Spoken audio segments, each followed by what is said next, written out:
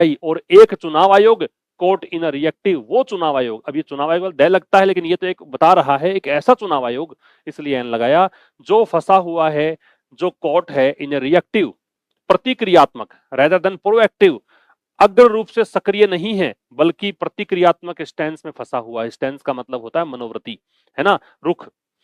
तो देखो दो समानताएं हैं दोनों में, एक तो है वेरीफाई करने योग्य डिटेल्स नहीं है, दूसरा ऐसा चुनाव आयोग है जो कि फंसा हुआ है, जो कोर्ट है, ईसीआई के बाद में कोर्ट जो है ना वो एडजेक्टिव है, जो फंसा हुआ है किसमें, रिएक्टिव स्टैंस में, किसकी बजाय, प्रोएक्टिव स्टैंस की बजाय।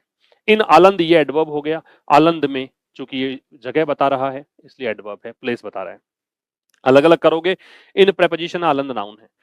द इन्वेस्टिगेशन फेट, जो जांच की भाग्य है, जो इन्वेस्टिगेशन का फेट है, भाग्य है, now depends on the discretion, वो डिपेंड करता है, भाई जांच कैसे रहेगी, जांच क्या निकल कर आएगी, ये सब चीजें जो है ना डिपेंड करती है। तो फेट जो है वो लक होता है, भाग्य होता है, नाउ है वो एडवर्ब ऑफ टाइम है, डिपेंड्स है वो वर्ब है, मैन वर्ब, डिपेंड के साथ में ऑन लगता है। डिस्क्रेशन किस पर डिपेंड करता है, विवेक पर। विवेक किसका, चुनाव आयोग, चुनावी निकाय जो है, इलेक्शन बॉडी जो है। हुज सिस्टम, जिसके सिस्टम्स, ये पॉजेसिव एडजेक्टिव के रूप में काम आया है ना।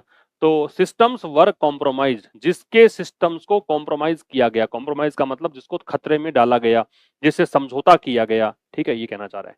तो आलंद में इन्वेस्टिगेशन का जो भाग्य है अब डिपेंड करता है किस पर, इलेक्शन बॉडी के डिस्क्रेशन पर, कि इसका विवेक क्या कहता है, ठीक है। जिसके सिस्टम्स को, इलेक्शन बॉडी के सिस्टम्स को क्या किया गया, कॉम्प्रोमाइज किया गया, ये वर्क कॉम्प्रोमाइज्ड है, वो पैसिव वॉइस है, पास्ट इंडेफिनिट का। बात क्लियर, आगे चलिएगा। इन बिहार, बिहार में जैसे इन आलंद था वैसे ही इन बिहार है, तो ये भी एडवर्ब कह दें। द ईसीआई, ये सब्जेक्ट हो गया, डिड नॉट रिलीज, ये वर्ब हो गई।